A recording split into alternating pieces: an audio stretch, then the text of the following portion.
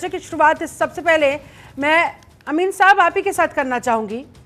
ये Justin Trudeau के Canada के कौन से दो चेहरे, एक तरफ G7 में पीएम मोदी से मुलाकात के दौरान शांति की सद्भावना की बात की जाती है और दूसरी तरफ इस तरह से खुलेआम खालिस्तानियों का समर्थन किया जाता है, खालिस्तानी के लिए, एक आतंकवादी के लिए मौन रखा जाता है। चाहे कनाडा हो चाहे वो अमेरिका हो, आपने हमेशा इस बात को देखा होगा कि अमेरिका भी हमारे यहाँ के कुछ बात करता था और जाके पाकिस्तान के लिए वहाँ पर पूरी मदद कर देता था। हथियार भी पहुँचाना है, बात भी करनी है, ये एक इनकी फॉरेन पॉलिसी रहती है इन लोगों की। ये जो गोरे हैं, चाहे वो अंग्रेज जितो भी कहलाते हैं, इन अंग्रेज़ों की आदत होती है कि मिलेंगे आपको हंस के प्यार से बात करेंगे, लेकिन करेंगे वो अपने मन की बात या उनका जो देश कहेगा या जो उनकी देश की पॉलिसी होगी या जो उनकी कांग्रेस है वो जो कहेगी वही करेंगे।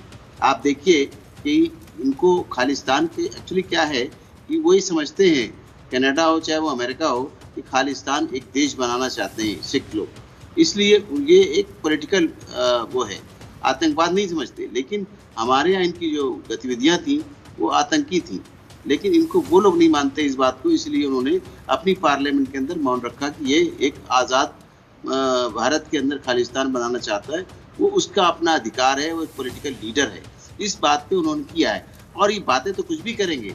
ये मैं खुद फॉरेन मिनिस्ट्री में रहा हूँ, बात बड़ी प्यार से करेंगे, आपको चाय पिलाएंगे, बात करेंगे, हंस के बात करेंगे, लेकिन समझौते कभी भी नहीं होते, इनको ये मानते हों, क्योंकि इन पे इंटरनेशनल लॉ है।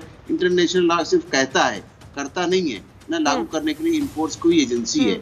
आप देख लीजिए, किसी को भी किसी कंट्री से भी होता है। आप इंग्लैंड के साथ देख लीजिए, हमारे पास रिश्ते अच्छे हैं, सब कुछ है, सुनक हमारे देश के हैं, मतलब हिंदुस्तानी है, लेकिन करते वो अपने देश की बातें हैं। इसलिए इसमें कोई बुरा मानने की बात नहीं है, क्योंकि हमारे तरफ से तो वो आतंकवादी हैं, उनकी तरफ से वो एक खालिस्तान बनाने वाले उसके लिए मतलब उसको सपोर्ट करने वाले लोग हैं, तो अपना देश बनाना चाहते हैं, उनके दिमाग में ये है।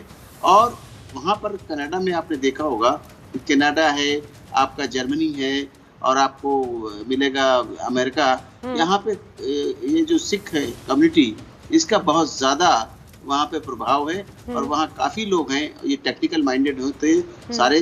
तो इस तरीके से इनकी जो टेक्निकलिटी है, इनकी जो पैसा है या इनकी जो आपने सही कहा अमीन साहब, लेकिन कहीं ना कहीं इन चीजों की वजह से भारत और कनाडा के रिश्तों पर विपरीत असर पड़ता हुआ, किस तरह से उस रिश्ते में खटास आई वो भी हमने पिछले 1 साल से देख ही रहे हैं।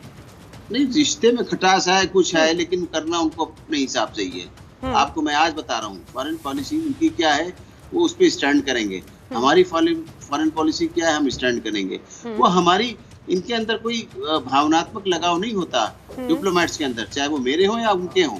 हमें जो पॉलिसी कहती है उसके तहत उनको काम करना होता है। लेकिन कोई भी पॉलिसी, किसी भी देश की पॉलिसी क्या टेररिज्म को, आतंकवाद को प्रमोट कर सकती है, उसको सपोर्ट कर सकती है क्या? इस बात को शिल्पा जी कि वो आतंकवादी है, लेकिन वो नहीं मानते इस बात को। अगर वो मानते होते आतंकवादी तो इस तरह की हरकत नहीं करते कि उनका पार्लियामेंट के अंदर मौन रखने का और प्रस्ताव पढ़ने का वो लाते, इस तरीके से वो जानते। लेकिन नहीं, उनको उन्होंने समझा कि वो लीडर हैं जो अपने देश के बनाने के लिए, खालिस्तान के लिए लड़ रहे हैं।